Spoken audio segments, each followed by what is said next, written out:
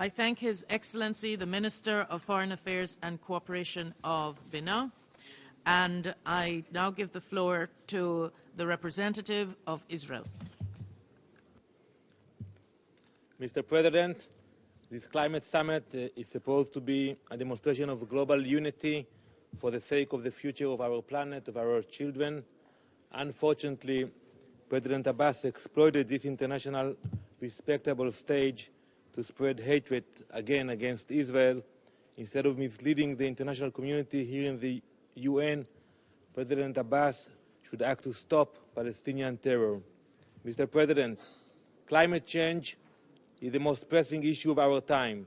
We all share the same planet, so we all share the same responsibilities as well. From developed nations to developing nations, from east to west, climate knows no boundaries. Today, we have gathered here to sign the ambitious agreement we adopted last December in France. This historic agreement is the center of the global effort to combat climate change and create resilient societies.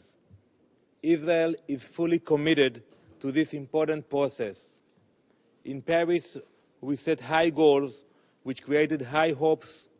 Today, here in New York, we begin to live up to the commitments that we made and make those hopes a reality. Mr. President, inclusiveness and cooperation are key ingredients in the recipe for success. We must ensure together that all stakeholders are on board and that everyone, from the public sector to the public sector, plays an integral role. The business sector, financial institutions have made tremendous steps in implementing and supporting emissions reductions policies. But there is one element that stands out as the most instrumental to meeting our challenge, and that is the power of technology. We should not ignore the role that the development of industry has played in creating many of the environmental challenges we face today. As a former Minister of Science and Technology, I know the advances in science and technology, and they can be the key to creative solutions for many of these challenges. Mr. President, Israel is a pioneer in developing new and transformative environmental technologies. In 2014, Israel was ranked number 1 in the Global Clean Tech Innovation Index. And this focus on technology has enabled us to accomplish miracles.